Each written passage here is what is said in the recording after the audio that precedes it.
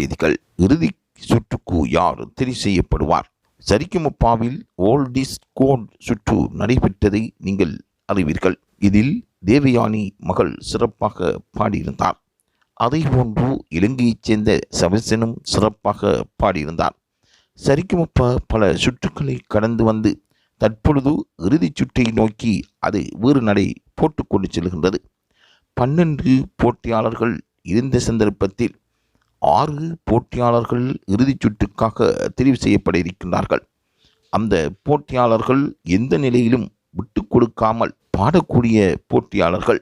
இந்நிலையில் கடந்த வாரம் போட்டியாளர்களின் திறமையை நிரூபிக்கும் சுற்றில் டிக்கெட் டு பினாலியில் சுசந்திகா மினோ மோனா மோனா பாடலை பாடி அசத்திருந்தார். அனைவரையும் அது கவர்ந்திருந்தது. இதனால் அவர் இறுதிச் சுற்றுக்கான முதல் போட்டியாளராக தெரிவு செய்யப்பட்டார். இதனைத் தொடர்ந்து இன்னும் 4 வாரத்தில் 4 போட்டியாளர்கள் போட்டியிட்டு இறுதிச் சுற்றுக்கு தெரிவு செய்யப்படுவார்கள் என்று கூறப்பட்டிருந்தது. அதன் யதார்த்தமாக இந்த சுற்றில், அதாவது டியூட் சுற்றில் ஸ்ரீஹரி தெரிவு செய்யப்பட்டிருக்கின்றார்.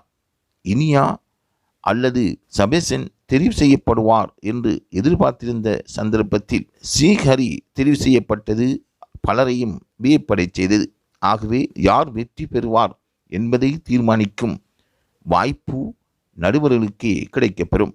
ஆகவே சரிகமபா நிகழ்ச்சியில் தொடர்ந்தும் இது போன்ற தகவல்களை பெற்றுக்கொள்வதற்கு சரிகமபா நிகழ்ச்சி என்றும் ஆயத்தமாயிருக்கின்றது. ஒவ்வொரு போட்டியாளர்களும் திறமையாக பாடுகின்றார்கள்.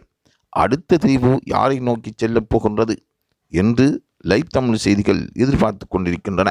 இது தொடர்பான தகவல்களை பெற்றுக்கொள்வதற்கு தொடர்ந்தும் லைவ் தமிழ் செய்தியுடன் இணைந்திருங்கள்.